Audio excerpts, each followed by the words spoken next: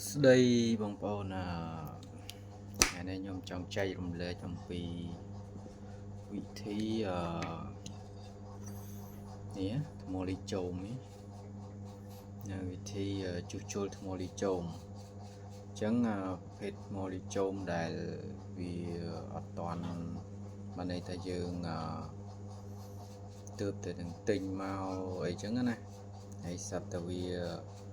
លែងមានភ្លើងឥឡូវខ្ញុំមើលខ្ញុំបោះចាំខ្ញុំបោះដាក់ទូរស័ព្ទស្រួល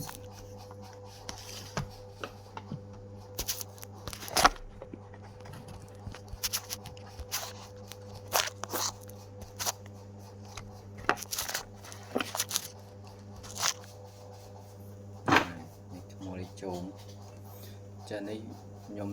ទិញមកដែរតែរបៀបថាវាស្អុយគេហៅថ្មលីជោមស្អុយអញ្ចឹងចាំមើលខ្ញុំបោះវាអត់មានភ្លើង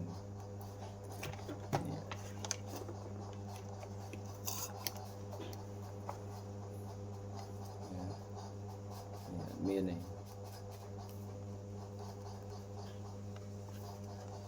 អញ្ចឹងវិធីជួសជុលវា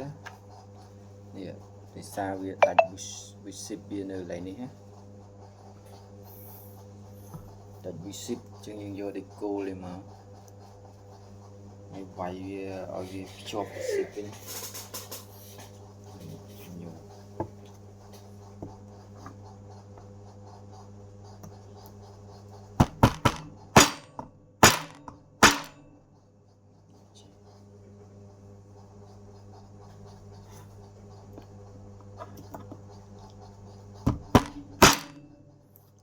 មុំណានេះเอาវាដិតសារវាដាច់វិសិបអញ្ចឹងយើងវាយឲ្យវាដិតជាប់គ្នាតែចាំខ្ញុំបោះម្ដងទៀតវាមានអត់តន់មានទេវានៅដាល់ហើយវាមានការអត់ចាំបាយទៀត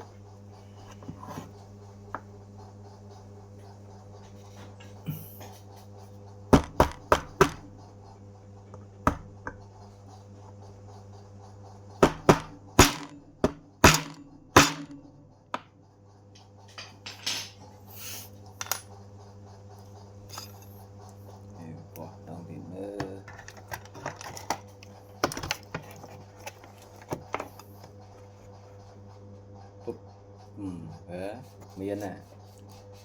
នេះដើរទៅថ្មវា3វ៉ុលជិត4វ៉ុល4វ៉ុល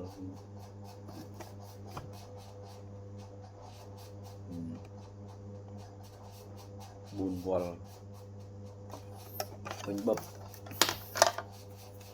អេម